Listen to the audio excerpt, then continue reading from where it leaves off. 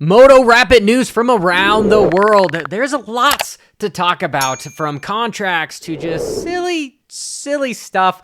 But the first off is Jet Lawrence and his contract. I alluded to in my video last week about his contract being 15 plus or more $1 million for 5 years. But in my messages, Lucas Myrtle shed some light and talked about how this is much bigger and it should be celebrated, which it should be, and things shouldn't be as locked down. But the numbers allude to 20 plus for 5 years with a good bonus contract each year for upwards of potentially $8-ish or more $1 million. So therefore, Jet could be making anywhere between 4 on the low end to about 10 on the high end every year for 5 years locked in with Honda, which that is a big contract. The only person that I could see ever exceeding this would be Hayden Deegan.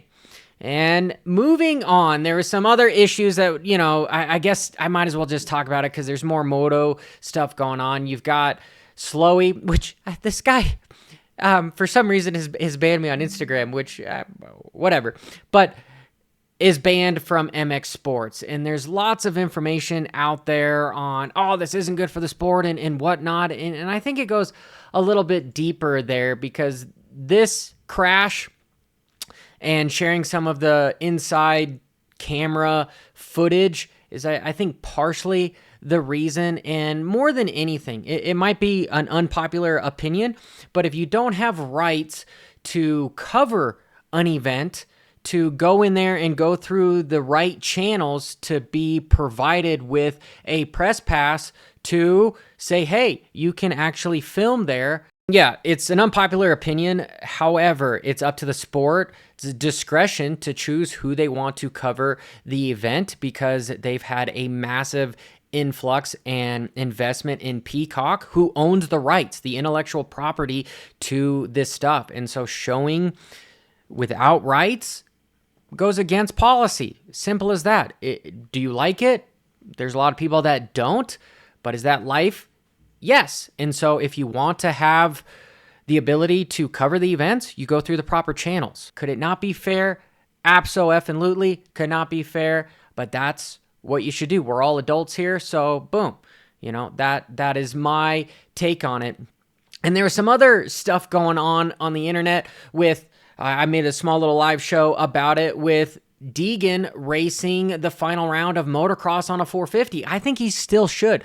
Racer X posted that he is going to, and in reality, he really just got the green lit from Bobby Regan. And so, yeah, there's some sensationalism there. And yeah, that's just the world. The world is all about clickbaits, and he has the green light, but is he going to do that? I would like him to do that. However, the real question is, hey, he's got to clinch the championship and then afterwards do it. But truthfully, he should probably do that and then race Supercross on the 450 just right off the bat. The dude is big enough. Look at him in between Brian Deegan. Okay, he's bigger. He's thicker. He's ready for the 450. So he should be racing that 450. And yeah, I might as well cover this. I thought this was funny with Supercross voices. You got these guys that are banging it out, which I don't really perceive why we should be talking bad about each other. In my opinion, it seemed that what I saw on the internet was this was kind of started by Pulp, and then you have Code Red with Ping and Grant Langston, defending themselves, and it's just silly. Again, I said it on my podcast with Jace, is why are we trying to build walls when we should be building a table? So, I believe these guys are above this. So just, move on with it. It's pretty silly, but there you have it. In MX of Nations, you have the roster, which is the same for Australia for the defending champs.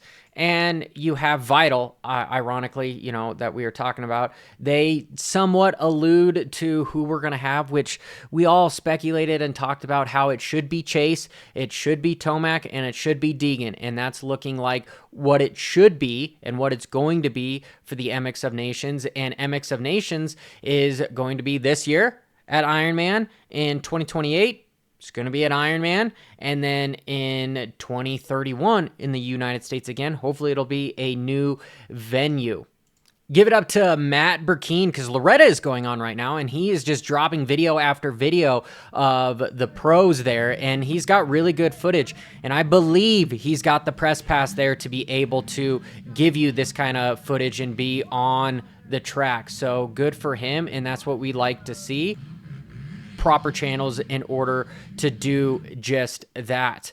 And if we look at other results, because it's only like day 2 so far, but for the Open Pro Sport, you got Enzo that's leading it with Landon Gordon, all factory guys. First Husky guy is Diesel. Love the name. Want to look forward to those guys. And some minor guys with the 65 cc's. Shannon Tarnow is winning on his Cobra in the 65. And if I'm speaking about KTM, their official restructuring is somewhat complete. You have Baja Auto that had an influx of around $900 million, almost $1 billion, to get them to start production again there in Austria, because they said they had an overstock of everything. That's why they stopped production. It was like, no, they're just trying to cut costs. And that's why we're seeing all this musical chairs with, you got Tomac moving to KTM and Sexton moving away from KTM. And you had the official release of Ducati with Fernandez and Barcia being the factory guys there. Which for that, I mean, are they planning on being top 5 guys? That's not really the team you would think to be winning and getting podiums, but we will see. So far right now with that team, it doesn't suspect that they are going to be the top tier factory guys that are going to be making podiums. I also have to have my condolences out for Aiden Zing and his family, and they're having a celebration of life August 18th, and here's the address in Temecula.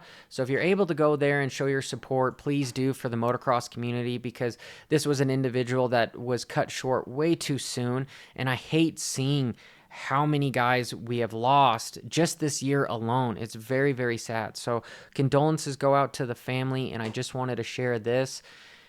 And when we speak of MXGP, well, we had a first disqualification here in the first moto. Brent ended up getting pushed off the track, and he accelerated into the mechanics area, and you're not allowed to accelerate. And the FIM, they're a little bit more stingent when it comes to rules, so they disqualified him, even though it wasn't his fault how he got pushed off. Maybe he should have just slowed down and maybe lost a position or so rather than getting DQ'd, but hey, that's what it is. Those are the rules. You could say whatever it has been. Kind of goes back to the whole MX Sports stuff. You don't like it, but it's still the rules. The ones that hold the money make the rules. So there you have it. And the Aprilia guy at the last MotoGP race finished his first race. Martin, with a number 1, was 15 seconds behind Marquez. I really would have liked to just see him stay on the Ducati. I don't know why he's still signed with Aprilia. But anyway, he's making the best of it. He finished 7th, and the next race is in Austria. It's going to be like August 18th, 17th. So there we have it for those guys. And last, it's just two-wheel news. You have this individual that seemed like maybe he was cheating. I don't know, because that number was crazy with Taddy beating Vingegaard by over 4 minutes. And there was a stage where he got knocked down and they waited for him. Jonas waited for him rather than potentially gaining a minute and a half. And truthfully, do you want to look at, well, maybe be remembered as the guy that waited and you're a good sportsman, or do you want to be remembered as the guy that is a 3-time tour winner? So I did not agree with how that went down. It would have made things more exciting, because if he would have gained a minute, maybe even 2 minutes, it would have made this race way more exciting, because after about stage 12 or so, the race was over. Taddy no longer needed to push forward for time. He just sat on Jonas's wheel and just, hey, if he tried to get around him, he attacked, but he did not need to gain time anymore. It became the aggressor to the just defensive rider, and that's how that ended up going. This has been your Rapid Moto news from around the world. Till next time, make sure you hit that subscribe notification icon. We've got some heavy hitters coming on the podcast the next couple weeks, so make sure you stay tuned for that. Ba-ra-da-da-da-da-da.